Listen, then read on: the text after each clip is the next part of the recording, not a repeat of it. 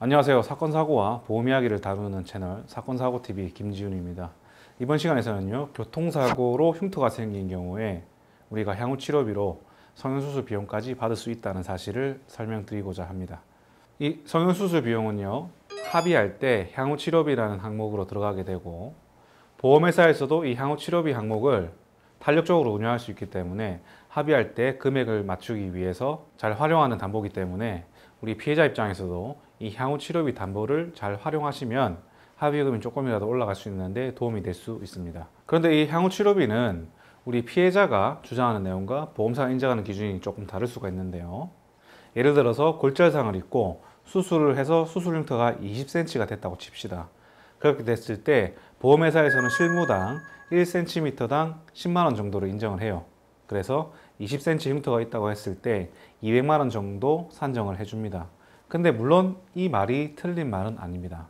그런데 성형수술 한 번 한다고 해서 흉터가 없어지진 않죠. 물론 두 번, 세 번 한다고 완전히 없어지진 않습니다. 하지만 흉터가 옅어지고 그래도 좀 덜 보기 싫을 정도로 하려면 2, 3회 정도는 해야 되지 않겠어요. 그래서 2, 3회 정도 레이저로 성형수술을 했다 했을 때 400, 600만 원 정도 들 거 아닙니까? 실제로 그 정도 수술을 할 수도 있는 거잖아요. 그렇게 됐을 때 200만 원이 아니라 400, 600을 주장할 수도 있지 않을까요? 그런데 이 주장하기 위해서는 근거가 있어야 되겠죠. 근거가 없이 내가 뭐 1,000만 원 달라, 2,000만 원 달라 했을 때 근거가 없으면 그냥 어린아이 떼쓰는 것밖에 안 되지 않겠습니까? 그래서 우리는 근거를 마련해야 되는데 이 손해배상에서는요, 피해자의 피해 입증 책임이 피해자 본인한테 있습니다. 그래서 피해자는 내 손해를 입증하기 위해서 근거를 마련해야 되는데 이 성형비 같은 경우에는 성형외과 전문의에게 성형외과 향후치료비 추정서라는 서류를 받아서 청구를 하실 수가 있는데요.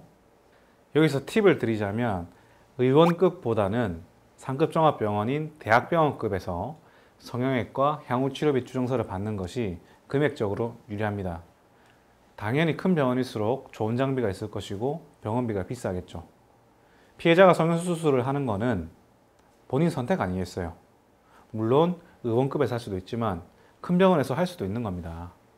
그렇기 때문에 금액을 많이 산정할 수 있는 대학병원급에서 성형외과 전문의에게 성형외과 향후치료비 추정서를 발급받으시는 것이 유리하다는 말씀이고요. 이렇게 대학병원에서 성형외과 향후치료비 추정서를 발급받을 경우에는 보험사가 주장하는 센티미터당 10만 원이 아니라 20만 원, 30만 원도 인정될 수 있는 방법이 열린다는 거 참고하시기 바라겠습니다. 교통사고로 흉터가 생겼다.